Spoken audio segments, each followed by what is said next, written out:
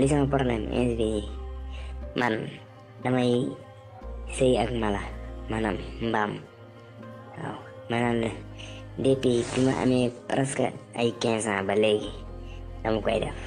man affaire bi daf ma jaaxal lool waaw def naa lu ne pour taxali ko moom yàlla xam na ko dem naa ba bi ma demee ba bàyyi jàng ma continuer di liggéey waaw su ma demul maanaam di sëy maanaam mala il fallait que rek force su ma tëddee guddi dinaa fooy sama awra wala soo bu fekkee maanaam fooy ma sama bopp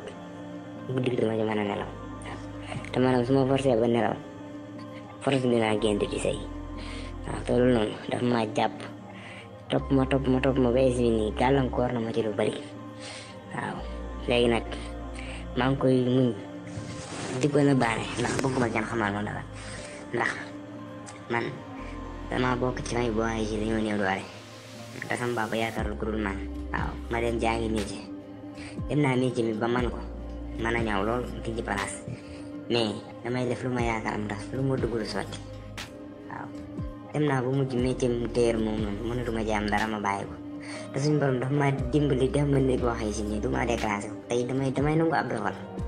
ma dem di mine baru ba jàgg ma mën a tabax lool waaw waaye teewul ba ñii may wax ak yow dem naa ba am soxna am benn doom te teewul parfois damay bàyyi sama soxna dem affaire bi daf may topp carrément di ma forcer pour maanaam man ma dem di sëy ak mala wala soxla maanaam ma fooy sama awra waaw sama soxna di dem bu ma ko déggee téléphone day mel ni man rek lay bañ a dégg waaw mënul ci man dara waaw loolu yëpp ma di ko muñaale di góorgóorlu waaw ndax lu mu mën di doon rek damay gëm ne lii dogal suñu borom la ndax man maa ngi koy def te bëgguma ko gënaluma neexuma tey xam naa la ma cay fekk ëllëg xam naa risque yi ci nekk xam naa danger yi ci nekk waaye nag naan jaam ak pexeem yàlla ak dogalam tey lii nii man bu fekkoon ne lu ma mën a tàqale ak sama bopp la nii may waxee yow nii sonn naa trop ku daje ak man jox ma ñaari loxo te lii nekk ci man mun maa fexe ba tàqale ko mun maa ngi jiim li ma man sama kimtalaay kàttan parfois nag dinaa dem ci ay kilifa yoo xam ne dinañ may expliquer loo xam ne tey man la ma war a yëkkati wax leen ko moom laa dul yor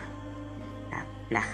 chaque jour su ma xëyee damay dem liggéey lu ma am ma envoyé ko sama soxna yëpp mën naa boo capturer sama wéef man envoyé la ko waaw ndax sama waajur bu jigéen dafa sonn ci néegu sëy sama papa tamit nekk mag waaw tey li tax ma gën a teel a abandonné jàng loolu ci la bokk ndax nit amul loolu waajuram waaw te man sama papa ay événement yu bari da daan ñëw ku dee ak sa bàmmeel mu gàddu boolam di wër ci kër yi nit ñi di jël di ko jox mu ñëw maanaam di ñu toggal ñu koy lekk waaw ma nekk xale di ko bàyyi xel di toog di wét di ko jooy waaw mais nag loolu noonu xëy na suñ borom dimbali na ma ba lu bari maa ngi góorgóorlu ba deñ na ma naan la waaw ndax bu dee lekk la maa ngi leen koy jox bu dee naan la maa ngi leen koy jox mais nag lii ma àndal nii mu ne ci man te mënu maa fexe ba mu deñ mu commencé yàq sama àdduna waaw commencé yàq sama àdduna damay dem ba benn moment duma la nëbb man damay jël décision nar a xaru